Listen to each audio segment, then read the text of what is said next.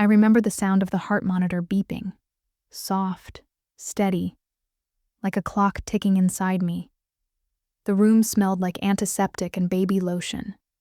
Everything was white, too white, cold. I was lying in that hospital bed, completely still, my body still sore from the delivery. 3 tiny bassinets stood near the window, each with a soft, sleeping face. My babies. My triplets. I should have been overwhelmed with joy.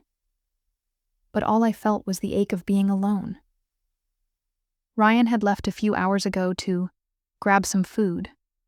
That's what he said, standing near the door, checking his phone, barely glancing at the babies. "You good here?" he asked. I nodded, exhausted, my voice too weak to argue. "Just hurry back," I whispered. He didn't. That was the last time I saw him that day.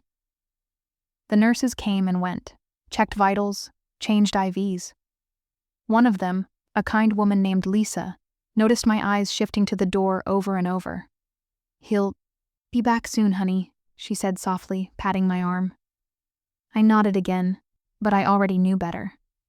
Hours passed. No call, no text. I even asked Lisa to check if he'd left something at the front desk. Nothing. That first night was a blur. I barely slept. My body ached. My chest felt heavy. Not just from nursing, but from a slow, growing pressure. Not panic. Something sharper. Colder. By the next morning, Nurse Lisa brought me toast and some warm tea. She sat by the edge of my bed, adjusting one of the baby blankets. "You're doing amazing," she said, looking at me carefully. "You're stronger than you think." I wanted to believe her, but something inside me cracked wide open right then. Not from grief, but from clarity. He didn't forget. He didn't get caught in traffic. He chose not to come back. And if Ryan could walk away from his wife and 3 newborns the night they entered the world, I didn't want him back. Not ever. I didn't cry, I didn't scream. I just laid there, looking at the ceiling, listening to the soft breaths of my children. Something changed in me that night. Something I couldn't unfeel. Whatever story Ryan thought he was writing with our life, he was about to find out I had a pen too, and I was ready to start writing my own ending. I should probably tell you who I am. My name is Emily Carter. I'm 34, and until recently, I thought I had a solid life. I grew up in Dayton, Ohio, raised by a woman who never flinched. My mom, Linda, worked 2 jobs after my dad vanished when I was 7. No warning, no note, just gone. I learned early what it meant to survive with a smile on your face and pain in your chest. She always told me, "Don't wait for anyone who walks away once, because they'll do it again." But back then, I thought she was just bitter. I used to believe that love meant trying harder, being patient, making it work. Then I met Ryan. He wasn't flashy, just consistent. Or at least, that's how he seemed. We met at a friend's wedding. He worked in tech sales. He was good at talking, made you feel seen. He told me I was smart and calm, not like the women he'd dated before. I thought that was a compliment. I know better now. We dated for a year. Got married at the courthouse. Simple, fast. He said we didn't need a big show. I agreed, thinking that meant we were mature. Turns out I was just making it easy for him. Still, I wasn't miserable. Not at first. We bought a small house. I worked part-time as a freelance editor while Ryan handled the bills. He was always on his phone, always working. But I made peace with it. He said he was building a future. I said, okay. I found out I was pregnant with Ava a year later. Our daughter changed everything, for me anyway. Ryan started pulling away not long after she was born. He'd leave early, come back late. Ava would cry for him, and he'd say he was tired. He stopped sitting with us at dinner. He stopped looking at me altogether, but I kept trying.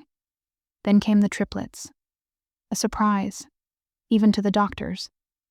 I thought maybe, just maybe, this would bring him back. That we'd have this big, beautiful family, and he'd wake up to what mattered. Instead, he left us in a hospital room and didn't come back for days. The old me would have waited, would have panicked, would have made excuses for him. But something about seeing my babies, so tiny, so helpless, made me realize I had no time left for fantasy. I needed to be the version of me my mother had raised. The version that remembered what it felt like to be left, and promised never to do that to her own kids. I wasn't angry. Not yet. I was still sorting it all. Quiet. Focused. But one thing was clear. I wasn't going to be the woman waiting by the door anymore. Because the moment Ryan walked out, he gave me something I didn't know I needed. Permission to stop protecting him. Life before the hospital wasn't perfect, but I kept pretending it was normal. We lived just outside Columbus, in a quiet little neighborhood. 2-story homes, trimmed lawns, the kind of place where everyone waves but doesn't really talk. Ryan and I barely talked either. I was 8 months pregnant, swollen and tired, running after Ava while Ryan buried himself in conference calls and travel schedules. He said the promotion at work was close, that we just had to push through this season. I tried. I really did. I cooked dinner most nights, even when my back felt like it was breaking. I took Ava to preschool, managed the laundry, cleaned the kitchen, even when I couldn't see my own feet. I thought I was doing the right thing. Holding the house together, he rarely noticed. "Did you get groceries?" he'd ask while walking past me, eyes on his phone. "Yeah," I'd say, trying to meet his eyes. "I picked up your oat milk, too." "Good," he'd mutter, already heading upstairs. We had this rhythm. Him coming in late, me pretending it didn't bother me. Him scrolling through his phone at dinner. Me talking to Ava like I wasn't lonely. I stopped asking for help because I already knew the answer. One day, while I was trying to lift Ava into the car, I felt a sharp pain. I froze, one hand on my belly. I sat down on the porch, breathing slow. That's when Jenna, my next-door neighbor, walked over. "Hey, you okay?" she asked, crouching beside me. "Just a cramp. Probably Braxton Hicks," I said, even though I wasn't sure. She handed me a bottle of water and said, "You shouldn't be lifting anything right now. Where's your husband?" I looked down at my shoes, then at her. Work. Jenna didn't say much, but the way she looked at me, that quiet, knowing expression, it stuck with me. After that, she started coming by more. Brought over banana, bread. Let Ava play in her yard with her son, Jordan. Never asked too many questions. Just showed up. I think that's why I kept going. Not because of Ryan. Because of women like Jenna, who didn't owe me anything but gave me something anyway. My mom Linda also came by when she could. She wasn't the tea and sympathy type. She'd look around, frown at the laundry pile, then say, "You need to stop waiting for him to become someone he's not." I'd just nod, not ready to hear the truth out loud. The day I went into labor, Ryan dropped me off at the hospital and said he had to tie up some things at work before coming back. He kissed my forehead and told me I was strong. Then he left. When the nurse asked me, "Do you want us to call your husband?" I just shook my head. "No," I whispered. "He knows." And in that moment, I knew too. I was already alone. I just hadn't said it out loud yet. The second night in the hospital was when everything shifted. The babies were asleep. Ava was at home with my mom. And Ryan, still gone. Not a single call. No text. Just silence. I stared at my phone in the dim light. I tried not to cry. Not because I wasn't hurt, but because I was tired of crying over people who made me feel small. So I did something I hadn't done in months. I opened Ryan's old email account. He had given me the password a year ago when we were planning a trip. Said, in case you need to check the tickets or something. I had forgotten I even still had it saved. I typed in the password, half thinking it wouldn't work. It did. And what I saw made the room feel colder than before. His inbox was full of messages from a woman named Tiffany. I recognized the name from a weird phone notification I saw weeks ago. But I hadn't asked. I didn't want to seem jealous. Turns out I wasn't jealous. I was blind. The messages were flirty, playful, disgusting. She called him babe, sent selfies. There were travel confirmations, hotel bookings in Chicago, Miami, dinners, even spa appointments under her name, paid with our joint credit card. Then there was the photo. Ryan in a dark suit, holding a glass of red wine, arm wrapped around Tiffany. They looked happy. He looked free. I don't know how long I sat there. The babies stirred beside me, and I reached over, adjusting their blankets. My hands were shaking, but my voice stayed steady. You've got me, I whispered to them. You don't need him. I didn't scream. I didn't throw the phone. I just shut down. Something inside me went silent. I had spent the last 5 years making excuses for a man who couldn't even make it through one hospital night with his newborn children. I didn't tell Nurse Lisa what I saw. I didn't even tell my mom. The next morning, Ryan finally texted. Sorry, babe. Got pulled into an urgent client trip. Didn't want to wake you last night. How's everyone doing? I stared at the screen for a full minute. Then I typed back. We're okay. Just resting. Come, when you can. He didn't know I knew, and I wasn't about to give him the chance to spin it. This wasn't about catching him in a lie anymore. This was about what I was going to do next. That message confirmed it for me. He wasn't sorry. He was strategic. He thought I was still. The same tired woman holding our family together with duct tape and hope. He had no idea what was coming. I stayed quiet. The hospital discharged us 2 days later. I strapped the babies into their car seats, kissed each tiny forehead, and climbed into the back seat while my mom drove us home. She didn't ask where Ryan was. She just glanced at me in the mirror and said, You want coffee when we get back? I nodded. Yeah. Coffee sounds good. She knew something was wrong, but she also knew I'd talk when I was ready. The first few days at home were a blur of diapers, feedings, and Ava asking questions I didn't know how to answer. Where's Daddy? She said one afternoon, holding her stuffed bunny. I knelt down and smoothed her hair. He's working right now, sweetheart. When's he coming home? I hesitated, forcing my voice to stay soft. I'm not sure yet, but I promise, you're safe. She blinked at me like she was trying to understand something too big for 5 years old. That night, after everyone was asleep, I sat in the hallway with my laptop. I started looking up divorce attorneys. I didn't know what I was looking for exactly, but I needed facts. I needed numbers, custody laws, account protections. I needed something to replace the anger with action. The next morning, I called one of the lawyers I found online. His name was Mr. Dawson. His assistant answered. Tell him it's personal, I said, trying to sound stronger than I felt.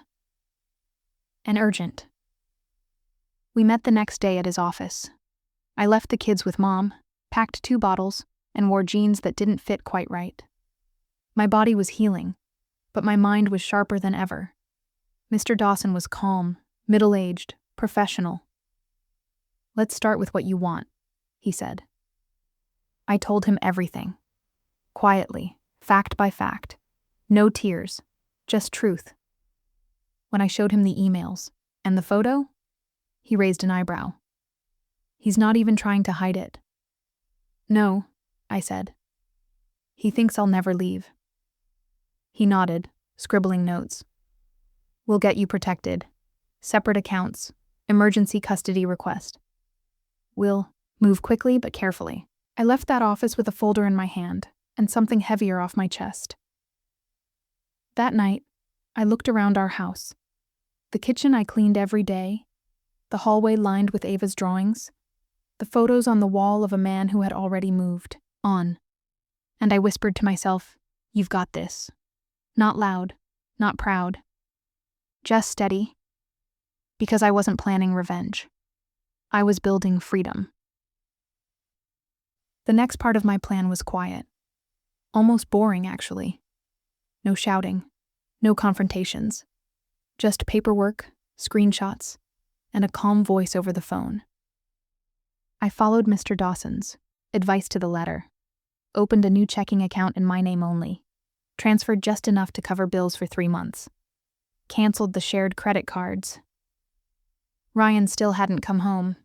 He texted Ava once, said he missed her and would be back soon. She drew him a picture of our family and left it by the door. I couldn't bring myself to throw it away. Then came the day I met Tiffany. I told my mom I was meeting a client downtown. She didn't ask questions. I think she could tell I was working through something she didn't need to fix. I went to a coffee shop near Ryan's office, wearing a coat and a ball cap. I had messaged Tiffany from a fake email the night before, pretending to be a new marketing manager at Ryan's company. Said I wanted to meet her, just a quick, welcome chat. She agreed without hesitation. When she walked in, I nearly laughed. Not because she looked ridiculous, because she looked so young, maybe mid-20s, perfect hair, big sunglasses, designer purse, the kind of woman who thinks life happens to other people. "Hi, I'm Lena," I said, sticking out my hand. "Hey," she smiled, sliding into the seat across from me. "This place is cute. Ryan said you guys always do team stuff here." I nodded. "Yeah, he comes here a lot," she laughed. "He says you're all boring, but in a good way." I smiled politely. "So, how long have you two been, you know?" She grinned, stirring her iced coffee. "Almost a year. But he told me they're separated, just complicated with the kids." "Right," I said slowly. "He wants us to move in together next month," she said casually. "He says he's just waiting to finalize a few things." I blinked. "He said that?" "Yeah, totally. I mean, I'm not rushing him. But it's nice knowing he's serious." I looked down at my coffee. "Well, thanks for meeting me." Stood up and gave me a little wave. "Tell Ryan I said hi. And tell him I picked out new curtains for the apartment." I nodded, smiling faintly as she walked away. I sat there for a full minute after she left, letting the bitterness rise and then settle. I didn't hate her. I didn't even pity her. She was just a page in a book I was already closing. That night, I sat at the dining table and went through every photo, message, and receipt again, putting everything in a neat folder. Then I slipped it into a drawer, marked final copy. I wasn't angry. I was ready. Ryan had left without warning, so I was going to return the favor, with paperwork. He came back on a Thursday. I heard his key in the lock around 6 in the evening. The babies were napping, and Ava was coloring on the living room floor. My mom had taken a rare break to visit her sister in Cincinnati. It was just me and the kids. Perfect timing. "Hey," Ryan said like nothing had happened, carrying a plastic bag in one hand and a bouquet of half-wilted flowers in the other. Surprised? I stood in the kitchen, wiping bottles. "Very," I said calmly, not looking up. He walked over, set the flowers on the counter, and leaned in to kiss my cheek. I took a step back. "Where have you been?" I asked, voice even. "Work. Chicago trip ran long. You know how it is." I stared at him. You didn't check on your newborns. Or your daughter. He chuckled nervously. Come on, Em. You know, I love the kids. I needed space. It was overwhelming. You left me in a hospital bed, I said. With triplets. He blinked. Are we really doing this right now? No, I said, reaching into the drawer beside me. We're doing this. I handed him the folder. He opened it slowly, still trying to play it cool, but his smile dropped as soon as he saw the first page. Divorce petition, full custody request, financial documents, and copies of every email and hotel receipt. What is this? He said, voice shaking. It's everything you walked out on, I said, meeting his eyes. Neatly organized. You're kidding, right? You're gonna throw away our marriage over a few mistakes? I'm not throwing anything away, I said. You already did that. I'm just cleaning up the mess. He slammed the folder shut.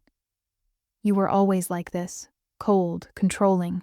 You pushed me away. I stepped back, folded my arms.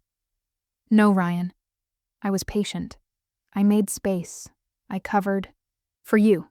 I begged for your attention without ever saying the words out loud.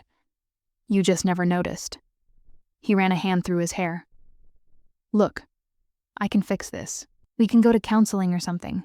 I don't even talk to Tiffany anymore. I raised an eyebrow. You want to lie again? Even now? He opened his mouth, then shut it. I already filed, I said. You were served last week, at the apartment you've been staying in. He looked stunned. You knew? I've known, I said, and I'm done. For once, Ryan didn't have a comeback. He stood there in the kitchen, looking like a man who just realized the game was over and he'd lost. I'll give you some time, he said finally. You already did, I replied.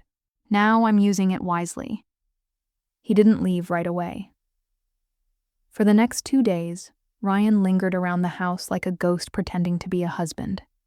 He made toast, changed one diaper, played with Ava like nothing had happened. But I saw it all for what it was, a performance. The night before his deadline to respond to the court papers, he finally snapped. I can't believe you'd do this, he said, pacing our bedroom while I folded baby clothes on the bed. I made one mistake. I looked up. One mistake? Ryan, I was still bleeding in a hospital bed when you disappeared. He threw his hands up. You think I don't regret that? I was scared. I panicked. I didn't know how to handle it. I stayed quiet, just watching him unravel. You were so focused on the babies, he continued, his voice sharper now, and Ava, and your mom being here all the time. I felt like a stranger in my own house. You were a stranger, I said calmly. By choice. He stopped moving. You think you're better than me now? Because you caught me? No, I said, folding the last onesie. Because I didn't need to catch you. I just stopped covering for you. He sank into the chair in the corner of the room, rubbing his face. I don't even know where to go. I picked up the laundry basket. Maybe you should have thought about that when you were in Miami. He flinched like I'd slapped him. That was the last real conversation we had. The next morning, he packed a duffel bag and left without saying goodbye to the kids. Ava asked where he went. I told her he needed to live somewhere else for a while. She didn't cry. She just nodded like she understood something I couldn't explain. The following week, Mr. Dawson filed for emergency custody. We submitted everything. Photos, emails, the medical records showing I'd been left alone right after birth. We didn't need drama. We had facts. Ryan tried to fight it, said I was trying to erase him, but he had no case, no evidence of support, no stable record. The judge granted me temporary full custody. When I got the call, I didn't jump or scream. I just sat in, the rocking chair with my boys in my arms and Ava curled up beside me. This wasn't revenge. This was protection. For them. For me. For the version of me I had buried beneath years of hoping he would come home different. He didn't. But I did. The real surprise didn't come from me. It came from Tiffany. About 2 weeks after Ryan moved out, I got a message on Facebook from someone I didn't recognize. Just a simple, "Hi, I think we need to talk." It was her. At first, I ignored it, but curiosity got the better of me. I clicked on her profile. Same glamorous photos, same filtered smiles. But her latest posts were different. Vague quotes about betrayal and heartbreak. One even said, "Sometimes the person you think is your forever is everyone else's for now." I replied, "Talk about what?" She answered within seconds. "He lied to me about everything. I just found out he was seeing someone else the whole time he was with me. And apparently, he has 4 kids?" I stared at the screen, the smallest smirk creeping across my face. I typed back, 3 newborns, 1 older daughter, and yes, he lied to both of us. Her reply was fast and full of panic. "Why didn't you say anything when we met? Why did you pretend?" I kept it simple. "Because I wanted you to say it all out loud. Now you've heard it too." She tried to call me. I didn't answer. She sent more messages. Angry, confused, emotional. I blocked her. I wasn't anyone's comfort anymore. Especially not the woman who stood in my place while I held our babies alone in a hospital room. That night, I poured a glass of water and stood by the window, watching the wind blow through the trees. Ava was asleep. The triplets were all finally quiet. My mom was watching TV in the next room, and I just stood there, breathing. The surprise wasn't just for Ryan, it was for me. I didn't know I could be this calm, this steady.